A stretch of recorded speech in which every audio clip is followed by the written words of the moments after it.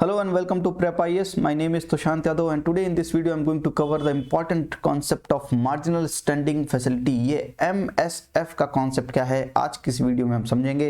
Economy concept की series में हम इकोनॉमी के भारी मोटे कॉन्सेप्ट को छोटी वीडियोस में कवर कर रहे हैं। आई होप कि आपको मजा आ रहा होगा और अच्छा लगे तो लाइक जरूर कीजिएगा और अपना फीडबैक जरूर दीजिएगा भाई। आइए समझते हैं मार्जिनल स्टैंडिंग फैसिलिटी। और MSF को समझते समय हमें रेपो रेट जो हमने पढ़ा है पिछले कॉन्सेप्ट में, रेपो रेट भी पढ़ चुके हैं हम, रिवर्स रेपो रेट भी पढ़ चुके हैं। जो ये चीजें पढ़ चुके हैं अगर इनको आप पढ़कर आएंगे, सीरीज को शुरुआत से फॉलो करेंगे तो हर एक कॉन्सेप्ट में 4 चांद लग जाएंगे सर। तो आप जो है शुरुआत से फॉलो कीजिएगा, बहुत मजा आएगा। That's my guarantee, trust me on this, बहुत मजा आएगा आपको। मार्जिनल स्टैंडिंग फैसिलिटी जब समझेंगे तो रेपो रेट के कॉन्सेप्ट में एक नई चमक आने वाली है। कैसे? अच्छा, क्या जरूरत पड़ी ऐसी क्या जरूरत पड़ गई कि हमें मार्जिनल स्टैंडिंग फैसिलिटी जैसा कॉन्सेप्ट लाना पड़ा? ये समझना पड़ेगा, इसके बिहाइंड जो रीजन है, इसका बैकग्राउंड जो है वो समझना पड़ेगा। समझते हैं भाई। रेपो रेट क्या था? आरबीआई सबसे ऊपर है, पूरे बैंकिंग सेक्टर का रेगुलेटर आरबीआई है। उसके नीचे कौन है? बैंक है जिनको वो रेगुलेट करता है। और बैंक्स के नीचे कौन है? कस्टमर्स है। ये आप समझते हैं भाई। बैंक को जब लोन चाहिए होता था तो किसके पास जाता है? आरबीआई के पास जाता है। और आरबीआई के पास अगर वो जाता है, शॉर्ट टर्म के लिए लोन लेना चाहता है तो वो ले सकता है। वो क्या करता है? आरबीआई से लोन लेता है, अमाउंट लेता है और अपनी साथ में गवर्नमेंट सिक्योरिटीज को प्लेज करता है। गवर्नमेंट सिक्योरिटीज को प्लेज करता है, एज अ कोलेट्रल आरबीआई के पास रखता है, आरबीआई से लोन लेता है और जिस रेट ऑफ इंटरेस्ट पे लोन लेता है उसे हम रेपो रेट बोलते हैं। इतना चीज हमें क्लियर है भाई। अच्छा, यहां पर एक समझने वाली चीज ये है कि बैंक जो आरबीआई के पास गवर्नमेंट सिक्योरिटीज रखता है, ये कौन सी वाली गवर्नमेंट सिक्योरिटीज है? अब आपको एक चीज पता होगी कि हर बैंक के पास गवर्नमेंट सिक्योरिटीज होती हैं, क्योंकि एसएलआर जो है, स्टैट्यूटरी लिक्विडिटी रेशियो है, उसको मेंटेन करने के लिए भी उसमें क्या करते हैं कि एनडीटीएल का सर्टेन परसेंटेज हमको कैश या तो गोल्ड या तो गवर्नमेंट सिक्योरिटीज में रखना होता है। यानी एसएलआर की रिक्वायरमेंट को फुलफिल करने के लिए हमें कुछ चीजें तो गवर्नमेंट सिक्योरिटीज में हमने पैसा रखा होगा। समझ रहे हैं इस चीज को? तो हमने कुछ गवर्नमेंट सिक्योरिटीज बाय की होंगी। तो जो एसएलआर की रिक्वायरमेंट को पूरा करता है गवर्नमेंट सिक्योरिटीज, ऐसी गवर्नमेंट सिक्योरिटीज को हम बोल रहे हैं एसएलआर कोटा गवर्नमेंट सिक्योरिटीज। यानी ये गवर्नमेंट सिक्योरिटीज जो है वो एसएलआर कोटा के लिए बनी है।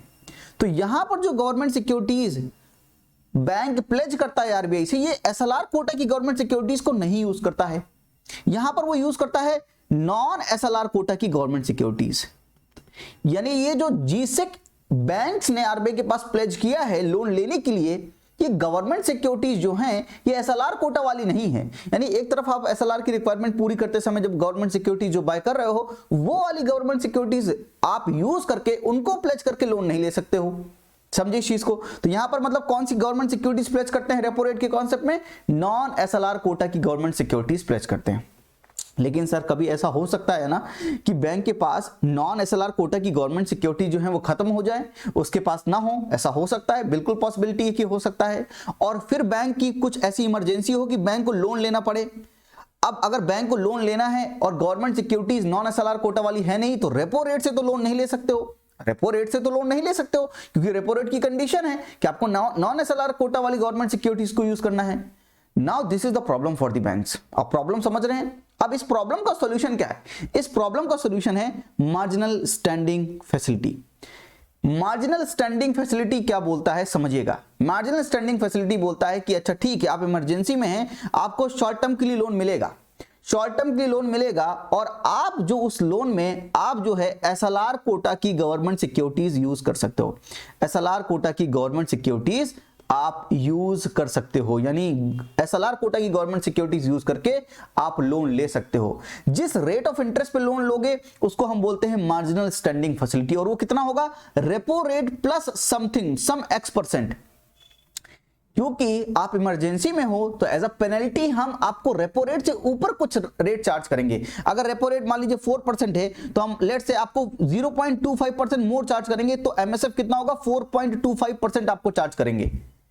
यानी अगर आपके पास नॉन एसएलआर कोटा वाली गवर्नमेंट सिक्योरिटीज है तो आपको 4% पर ही आपको लोन मिल जाएगा। लेकिन अगर आप एसएलआर कोटा की गवर्नमेंट सिक्योरिटी यूज करना चाहते हो तो आपको एमएसएफ पे करना पड़ेगा, यानी आपको 4.25% पे करना पड़ेगा। क्योंकि एमएसएफ कितना है?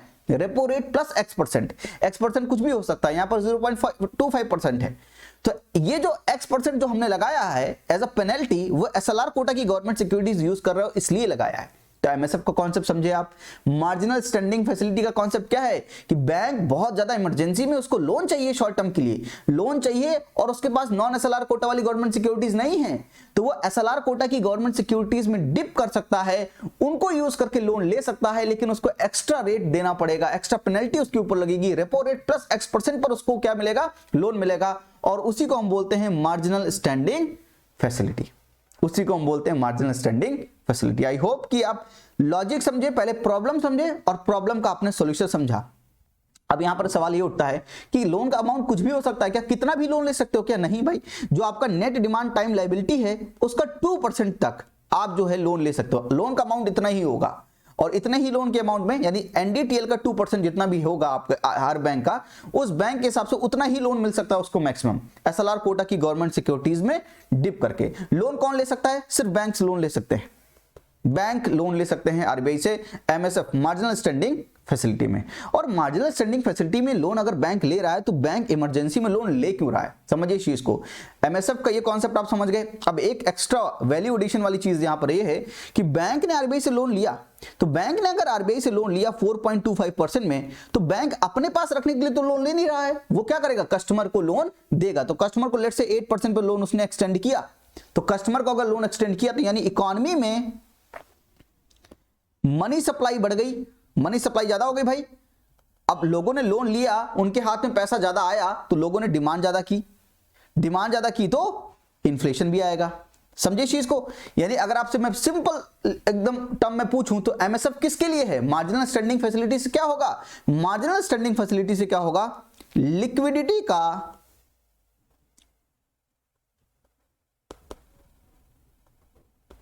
इंजेक्शन होगा, लिक्विडिटी का इंजेक्शन होगा। इंजेक्शन से हम डाल देते हैं ना पैसा, तो ऐसे बैंक क्या करेगा, एमएसएफ पर लोन लेगा आरबीआई से, और उसको लोन लेने के बाद क्या करेगा, वो इकोनॉमी में लिक्विडिटी का इंजेक्शन करेगा। तो marginal standing facility is for liquidity injection, जैसे कि रेपो रेट से भी क्या हो रहा था, लिक्विडिटी का इंजेक्शन ही हो रहा था। आई होप कि आप मार्जिनल स्टैंडिंग फैसिलिटी का पूरा कॉन्सेप्ट यहां पर समझ गए हैं कि यहां पर एसएलआर कोटा की गवर्नमेंट सिक्योरिटीज में भी डिप कर हम आरबीआई से लोन ले सकते हैं, हम मतलब बैंक आरबीआई से लोन ले सकते हैं, पर एक्स्ट्रा पेनल्टी पे करनी पड़ती है, उसी को रेपो रेट प्लस X% को हम बोलते हैं एमएसएफ मार्जिनल स्टैंडिंग फैसिलिटी। तो मान लीजिए रेपो रेट अगर 4% है, तो अभी इस समय अगर रेपो रेट 4% है तो मार्जिनल स्टैंडिंग फैसिलिटी कितनी है, आपको रियल बता रहा हूं, रियल 4.25% है। ठीक है, हमने जो एग्जांपल लिया था वो रियल एग्जांपल ही था।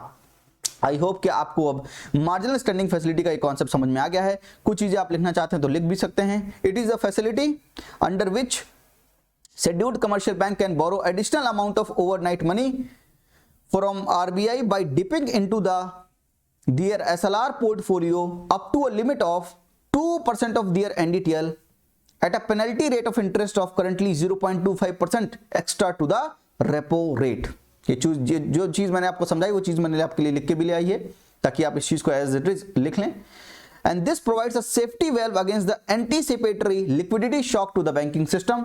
इमरजेंसी में अगर बैंक को पैसा चाहिए तो ले सकता है, अगर उसके पास एसएलआर कोटा की गवर्नमेंट सिक्योरिटीज है उसको भी यूज करके ले सकता है। और करंट एमएसएफ कितना है, 4.25%। यहाँ पर कोलेट्रल रिक्वायर्ड है और यहाँ पर गवर्नमेंट सिक्योरिटीज यूज करते हैं, कौन सी, एसएलआर कोटा की गवर्नमेंट सिक्योरिटीज यूज करते हैं। आई होप कि अब आपको मार्जिनल स्टैंडिंग फैसिलिटी कॉन्सेप्ट में कभी कोई प्रॉब्लम नहीं आएगी। आज के लिए इतना ही। थैंक यू, नमस्ते, जय हिंद।